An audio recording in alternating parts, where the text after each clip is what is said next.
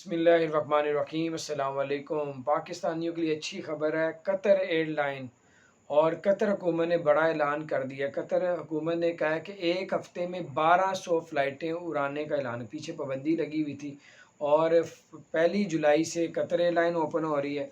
Dubai ने ऐलान कर दिया है कि दुबई की जो एयरलाइन है इंडिया के लिए 23 जून को ओपन हो रही है। दुबई ने ऐलान किया है कि 16 जून से ही शुरू हो गया था। दुबई से जो है स्पेन के लिए फ़्लाइटें ओपन हो गई थी, यानी कि यूरोप के लिए। फिर दुबई ने ऐलान किया था कि यूके के लिए पहले से 3 गुना ज़्यादा फ़्लाइटें चलाई जाएंगी। हालांकि यूके में कोरोना बताया जा रहा है सबसे ज़्यादा ख़तरनाक था, लेकिन उसके बावजूद दुबई ने यूके पे जो है फ़्लाइटें पहले से 3 गुना ज़्यादा कर दी।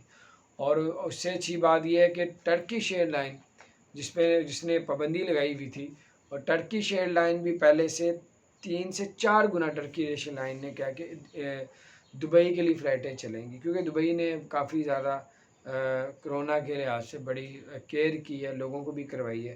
तो इस वजह से पूरी दुनिया में जो एयरलाइंस हैं वो दुबई को फोकस कर रही हैं कि दुबई में अगर कोई हमारी फ़्लाइटें जाती हैं तो वहाँ से कोई जारासीम हमारे मुल्कों में पलट के नहीं आएंगे, क्योंकि दुबई जो है वो बड़ी अपने मुल्क में आने से पहले बड़ी रिक्वायरमेंट होती है उनकी कि कोई भी कोरोना का मरीज़ हमारे मुल्क में ना उतरे।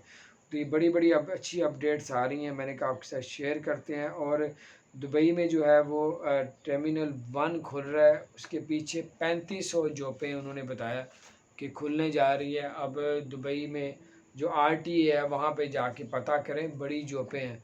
और टैक्सी की जॉबें हैं, टर्मिनल 1 में 3500 बंदा चाहिए, इसकी जॉबें RTA में आई हैं। तो वहाँ पे जाएँ, वहाँ पे अपनी एप्लीकेशन दें, जो जो आपके तजर्बे एक्सपीरियंस है। बड़े और शोबे हैं जिसके हमें पता भी नहीं है, और RTA में जाके बड़ी मुख्तलिफ सी जॉबें निकली हैं, आप उसमें अप्लाई करें तो इंशाल्लाह ताला फुल टाइम आपको जॉब्स मिलेगी और अच्छी सैलरी पैकेज अब पहले से बेहतर। अपना ख्याल रखें, चैनल को सब्सक्राइब नहीं किया ज़रूर सब्सक्राइब